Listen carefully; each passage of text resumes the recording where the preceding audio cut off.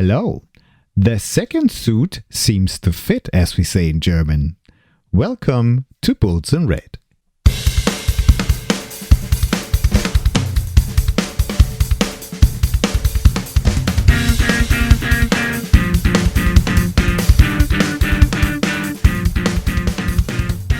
Hello and welcome to Bulls and Red, your RB Leipzig podcast, which is at home in Leipzig and made for you wherever you are on this little planet. And Richard, I gotta tell you, we're still in it because we won it. And that's better than last year. By the way, it's Halloween today. And a year ago, some Volkswagen Konstrukt kicked us out of the domestic cup. We lost to VfB Wolfsburg, but this week we beat St. Pauli at home.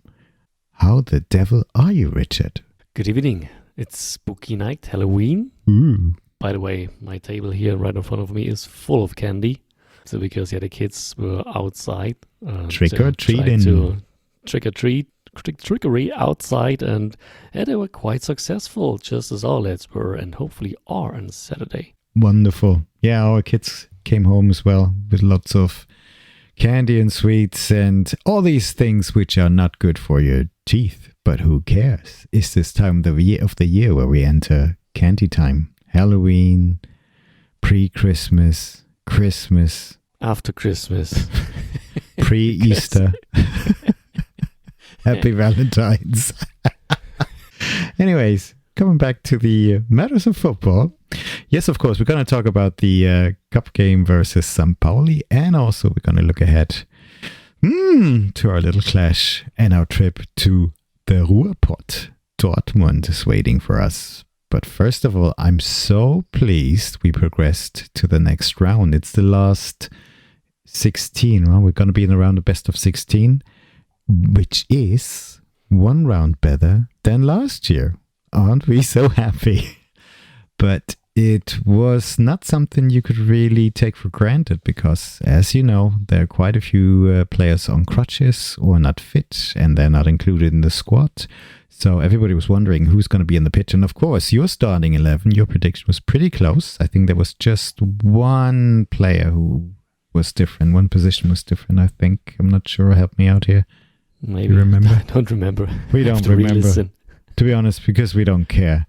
But the team that we saw was, of course, very much different from the team that we had seen on Saturday. So we will be forgiven for thinking, okay, when they're going to start, it's going to be a little bit tough. It's not going to look as if they ever played together. But my God, as we say, der zweite Anzug sitzt, the second suit fits. And that was in the first half, a brilliant first half. And it seemed to me, I don't know what you think, Rich, but it seemed to me like they always played together. This was definitely not the first time they played together. And even Silva looked kind of comfortable in there. Although, when I see Silva, I must admit it is still very unusual because he has been away for such a long time. In my mind, he is not a player who is going to come back into a squad. Although, if he's great, that would be wonderful. But still, it is strange. It would also be strange if we saw Timo Werner again. But seeing him playing from the start alongside Poulsen kind of reminded us of old times. And it really felt, okay, can this really work? And it did. And Baumgartner, I had to think of you a couple of times. He showed us our Austrian face, his Austrian national team face. Wonderful, wonderful the way he played, how he stepped up to the plate, how he was pushing forward. And when was the last time that Yussuf Poulsen scored 2 goals? I don't even remember. Especially in one half. I think, was it in one half? Yeah, it was in one half. Brilliant. And some of these plays that they did were magnificent. But also our defense, I was really pleased to see Bichabu. And Bichabu, of course, I always get Upamecano vibes. This guy is in that sense a monster. It's brilliant. And I think particularly in the first half, his performance was excellent. It was really brilliant. I kind of heard that in the second half, it was getting a little bit difficult, and he needed to get off, and Castello came on, and that changed the game as well. But perfect. He needs to get more minutes, and I think he needs a little bit more time as well. But one day, mark my words, he's going to be in the starting 11 on a regular basis. I'm so sure. And I'm really looking forward to that. So really well done. I'm sorry I forgot any other players, but the first half was just so solid. They scored 3 goals. Remember a couple of weeks before when they traveled to Hamburg and they couldn't get past the bloody goalie of St. Pauli, and all these matches before when we never managed to score against them in Hamburg. I think we scored, we did score against them in Leipzig in previous games. And after the first half, they were up 3-1. It was just brilliant. So I was really relieved, and that was the first 45 minutes. I watched it on TV. But the second half, I needed to take the dog out, so I had to listen on it on a sports app, on the Sportschau app, and audio-wise, and I'd like to come back to that a little bit later. But what was your impression, Richard, when you watched it back? Because both of us didn't manage to go to the stadium this time. Yeah, we were spot on with your...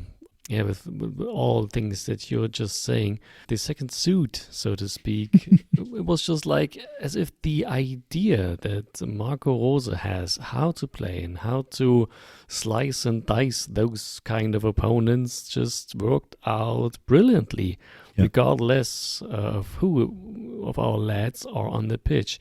And it was a match tailor-made for Yussuf Poulsen, because he could bring his strengths on, and his very strength is being relentless, being ruthless against the ball. He only got 2 gears, so no walking at all or full speed ahead. And he was like 99% in the second one.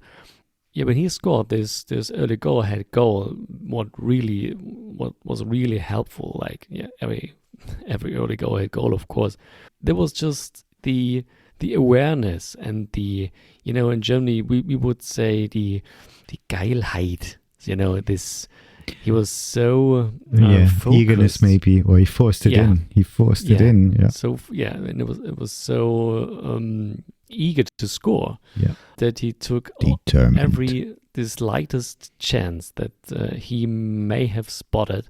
And in this particular scene, just before the 1-0, it was just brilliant. And there's not many other players who are playing like that. So because I think there are not only a few Bundesliga players that just let the ball go and think, okay, this is a misdirected crosser, and there's the defensive player with the header, and we're like in the 6-yard box, and the goalie is not that far away.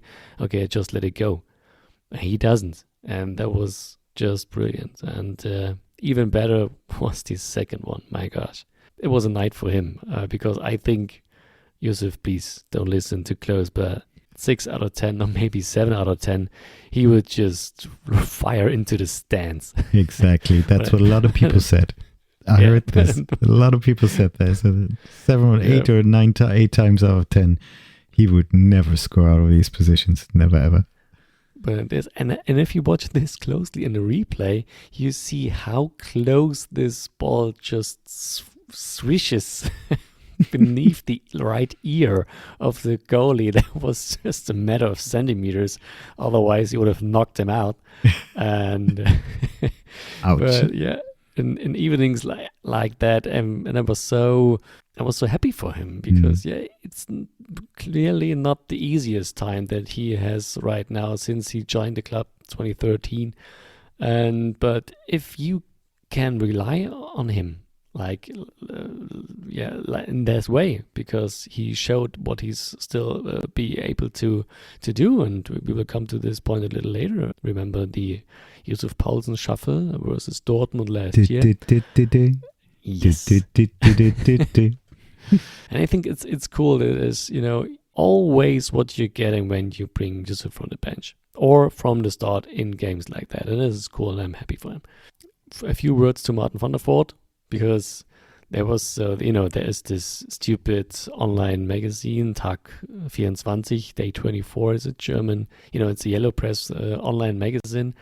They were regarding to the upcoming rotation back in the goal, because more likely than not, Pete Gulaschi will return into our goal, where you could read that, 2 mistakes and you have to leave the goal. That's how things going at RB Leipzig. And I was like, come on, you call this journalism?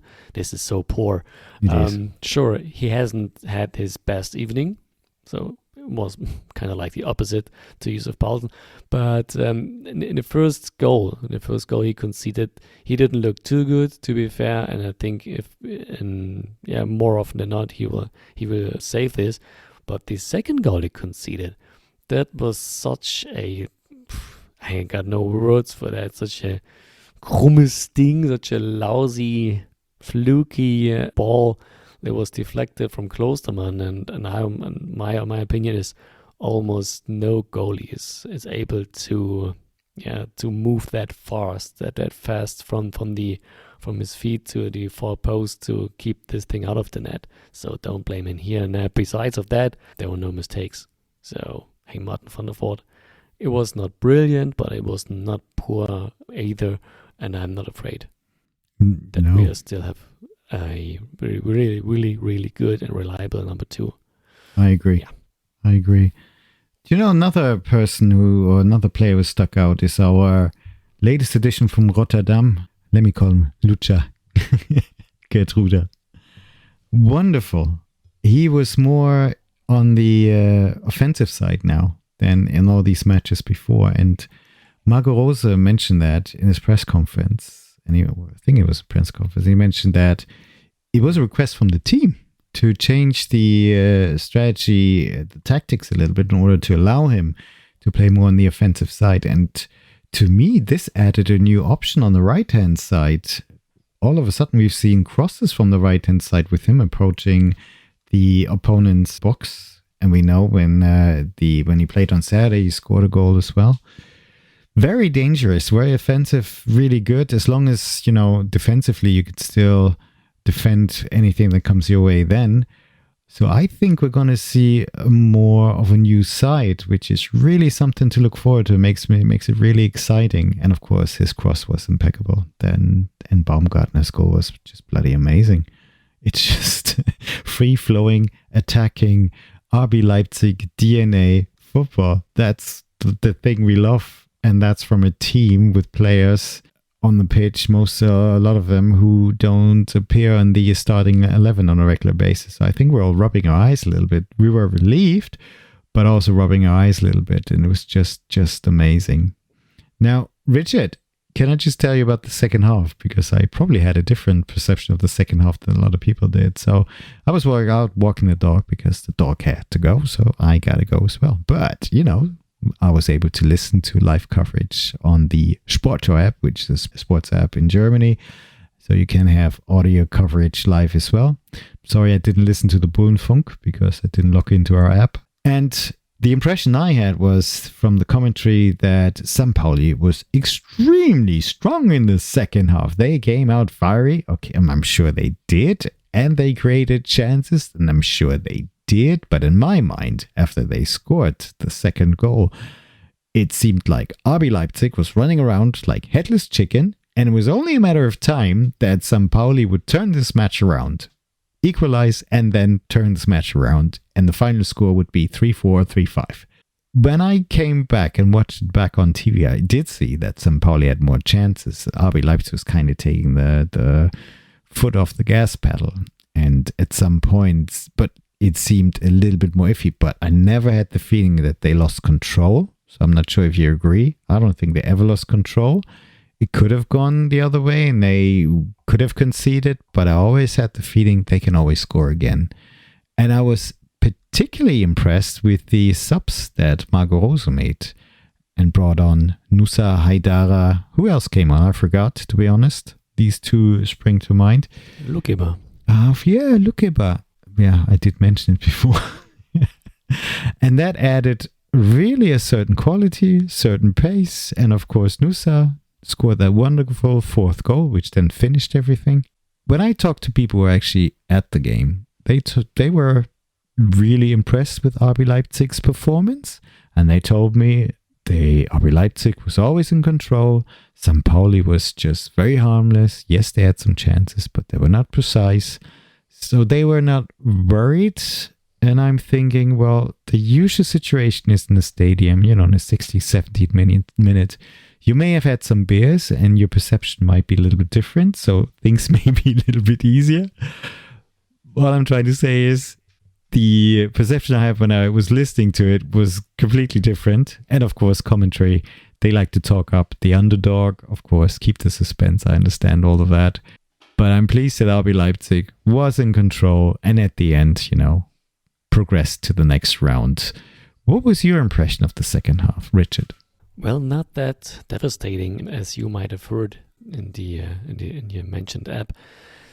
I never had that feeling that this could go out of hand. Sure, St. Pauli came out stronger, and yes, our lads and especially our defensive midfield acted too sloppy because we had so many ball recoveries in midfield, and we just lost the ball too fast after that. And we had one challenges, and then you think, okay, now please step on the ball and play the ball back to our back four, to the center back, somewhere else, and just play along like we did in the first half. But somehow, especially between the 50th and 65th minute, I thought our lads would just try to playing the counter-attack game, and that was just not necessary at all. Mm-hmm. And finally, we found back to the stability from the first half with the subs that came on. You mentioned them, and it was impressive what a gain in quality that brought up. And that was the end of this, little hope or whatsoever St. Pauli might have had. Yeah, it's really interesting. It's going to make me wonder, and we're going to talk about Dortmund in a minute, if this is a sign of things to come also in future games, that you still can bring in have a certain impact with the player sets you bring in. But let's talk about this when we talk about the Dortmund match. I'm really pleased we progressed. I'm really pleased we're still in it. It's interesting that Dynamo Dresden is also exited the cup. So bye-bye. Leverkusen still in there. Bayern looked strong. But one team is not in there. Who's that? Who might be talking about, Richard? A team that is not in there anymore? Talking about the Eisernen? Also, but who are we going to play next? Dortmund. Okay, I was just... okay, good morning. The Bumblebees. The Bumblebees again. But wait a second. Before we start that, what is your favorite opponent in the round of 16? Oh, good question. Do you know what? I like to see Eintracht Frankfurt, but at home. It's time for revenge. Ooh. Okay. I go with Wolfsburg away. Oh, no. Or maybe Augsburg. Oh, no. It's all boring matches. Come on. Same old. Hey, we need some exciting matches, but it would be nice to get through to the quarterfinals and then maybe see some path through the semi-final. And I would love to go to Berlin next. Anyways, this is far away. So talking about exciting matches. Now we're on. Now we're on the Bumblebees, okay. Introducing our next opponent, their Gegnercheck. So traveling to Dortmund once again, and two from the last 3 travels to Dortmund were quite good for us because we won, and most recently we won both occasions. Last season at home and away, and I mentioned it. We all remember the lovely shaky hips of Yussuf Poulsen and the confusion in Nico Schlotterbeck's head and legs because he was just out of position and absolutely not aware of what could going on. And so, yeah, it was a really, really, really nice win back in those days. But remember, Mats Hummels was suspended very early. He got this red card. It was this controversial scene where the ref just whistled the penalty in first sight and then took it back, but consequently sent Hummels off because he was last man and the foul was just before the penalty box, and so he had to send him off. And I think that helped us a lot, being one man more than Dortmund in that game. But last season, I think Dortmund had a much stronger squad than this season, and now they are they had really, really big trouble with injuries. I wrote them all down because there's so many names I can't catch them all. It's Süle, Ryerson, Adeyemi, Kuoto, Duranville, and Reina are all out for sure for Saturday and after the Tuesday's cup match at Wolfsburg. Some other players are still reported to have some minor issues. So Nemecha suffered a minor shoulder injury. Okay. And might be out, or is not sure if he's okay to go. And Saturday night, and their life insurance, Gregor Kobel, is reported to have back pain. Yeah. Oh. So, but I don't expect him to be off the pitch on Saturday. He will clearly play because it's a tough guy, and some back pain issues won't hold him off the field. And I'm sure they will find some pills or whatsoever. So Leverkusen's not that far away. Maybe they can call him, and he will be okay and good to go. So, but with all their losses and all their struggles, because everything, or everybody knows, they lost 4 of their last 5, and especially they are just not good in away games. But be aware, and you said it before we just started our recording tonight, they are ranked number 1 in the home table with all wins in their 4 matches so far.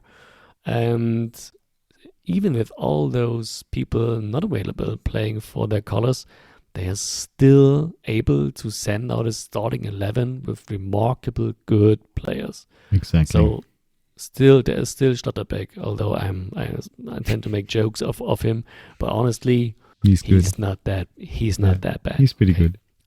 Then there's Brandt, Pascal Groß. Yeah, but depends on which form he is. Is he all right at the moment? Because that is, you never know. Who? Groß or Julian Brandt? Julian Brandt? Well, he's solid. Okay. I mean, when he started his career at Leverkusen, and it's quite a few years ago, and I was like, okay, this is such a huge talent. And I'm still waiting for the day that he shows all that he's able to do. But maybe I'm wrong, and I do expect too much from him. But I always had the feeling, when I watched him playing, I was like, okay, come on, boy, you could do so much better, but he doesn't. I mean, it's still good. So, well, if you ask me if he's in a good form, I think he's in a good form. And if you ask me, is he in that form that he could be in? No. And he never was. Okay. Yeah, just my 2 cents. Okay. So we have this 28-goal man from last season, Guirassy, though I expected him being a little step back, a little decrease in his performance compared to last season when he was at Stuttgart. And the stats shows me that I might be right here. And though he had 4 goals already in 6 games, but if you look into the deeper stats, goals per shot, shots per 90 minutes, X goals, and so on, he is far beyond his outlier season last season. I still think he likes scoring against us, so that's enough of a threat for me. He's dangerous. He's a threat, but totally. he's not a threat as he was in last season.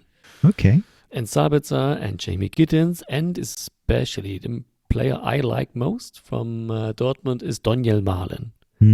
Because he is like Yussuf Poulsen, but better. In terms of acting on the pitch and in his behavior being ruthless, and he is so sneaky on his right side because he is usually a right winger, sometimes even right back, and it seems like okay, he is in his defensive duties, and like 7-8 seconds later, he is like beyond the midfield again. And has some open space and gets the ball passed. And I was like, hey, come on, how? How can you be that far away in the attacking unit when you just were defending on your own penalty box? And he is a speedy guy. He is, as I said, relentless. And he doesn't hesitate to shoot. Give it the ball. If he is in open lane, 16 meters, 20 meters, he shoots. And he does this very well. And I think he scored like 13 times last season. And bear in mind that he's not a first row striker, but a midfielder, sometimes even a back. That's impressive. And I think it's huge. And he added a few assists too. So Daniel Mahlen, I think it's the biggest threat in that game. Okay. Yeah. going to be a heck of a job for who defends on the left side. Do you think the new addition from Hoffenheim, Bayer, is going to play? I saw him playing versus Wolfsburg. He had a good chance as well. Well, no, I don't think from the beginning, because it seems to me it just doesn't fit. And I think regarding to the last matches Dortmund played, I think that Nuri Sahin will somehow do this a little bit more defensively. And I think if you're sending out Gittens and Bayer and Malen, it might be a little bit too offensive minded. So what kind of playing style you expect from Dortmund? Surely they play at home. They're gonna go for it, aren't they? Yeah, they ain't got no other chance. They won't handle the ball over. And this is quite good for us, not because it's easy to defend Dortmund at home, but I think we have still our strengths in the counter-attacking game, and we saw it versus St. Pauli, especially the beautiful 2-0, 3-0, 3-1, excuse me, where it was just like a few seconds from the gaining the ball to putting the ball into the back of the net. And remember the start of the last season away match, and I teased it, I said it a few moments ago. There was this counter-attack by Openda that led to the red card from Mats Hummels, and it wouldn't be no surprise to me at all if we maybe see another start of Dortmund again. So they will try to go for the early goal, and they will invest a lot, because I think the audience, the attendance, the supporters of Dortmund, the yellow wall, might be a little bit impatient. So now that they lost in the cup and they bottled the 2-0 halftime lead versus Madrid, though I expected them to lose this at halftime. I wrote a message to my brother-in-law and I was like, Dortmund's not gonna win. Yeah, and I think the club itself and the supporters as well demand more. So, and imagine they're down 2-0 at half. It's going to be a loud whistling and booing concert. And then this thing's is getting ugly in Dortmund regarding to who's going to be in charge for the remainder of the season. Is Nuri Sahin the real guy? Was it a good decision? And what about those people that were responsible or are responsible for this decision? What about Sebastian Kehl? And what about Aki Watzke? And what about Matthias Sammer? And what does he do? Who's acting... Excuse me? Yeah, what's he, an acting consultant, or what is Matthias Sammer? Some kind of club consultant, something like that. Okay. Just so every time I see him, he's moaning. He's German.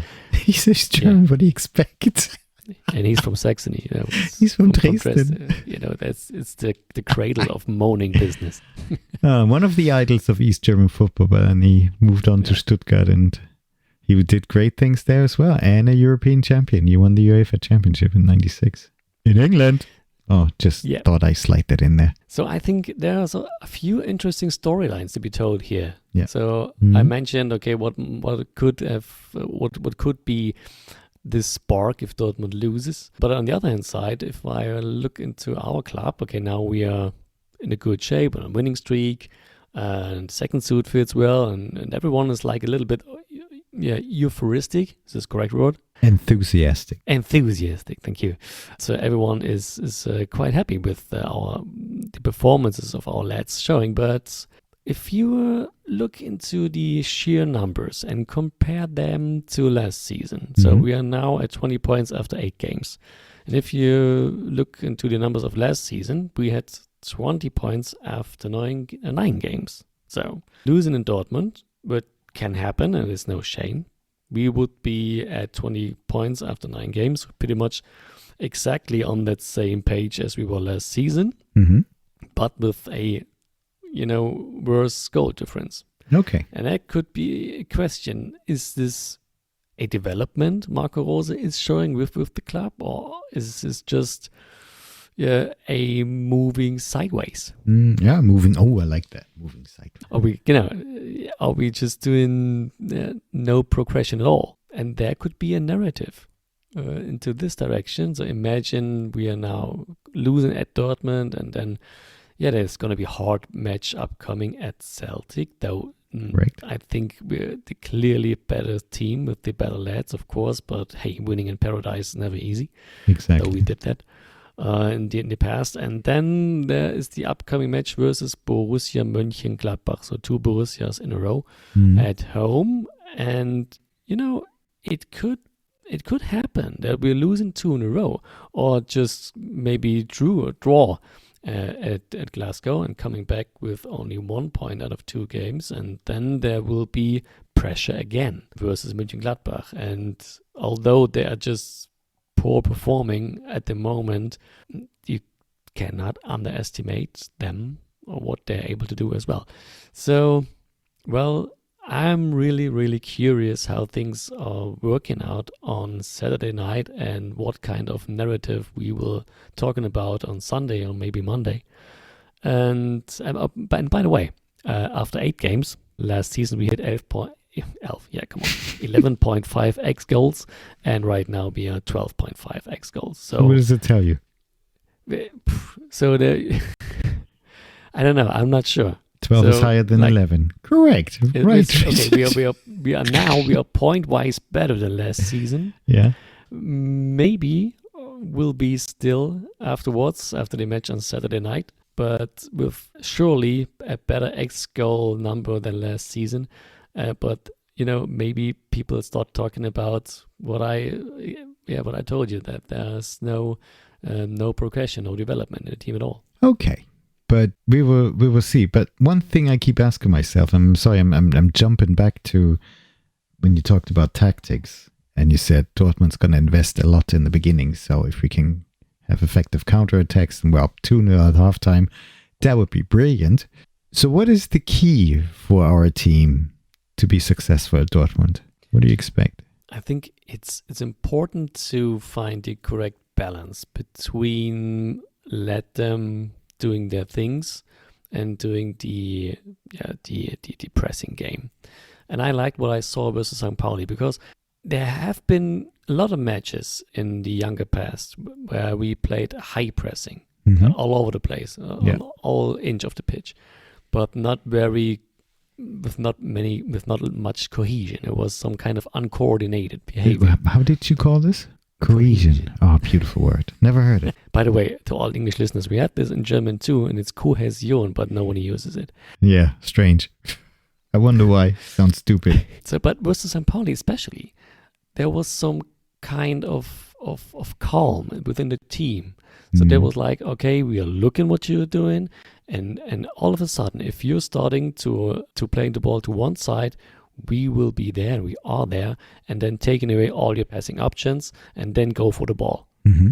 And that was this kind of discipline that impressed me. And I was like, okay, that from what I saw, not from the numbers, from what I saw, I was like, okay, this is a truly development. I never spotted this in that quality in the younger past. So Good. If we can do the same at Dortmund, that would be a huge factor to get things into our direction. Beautiful.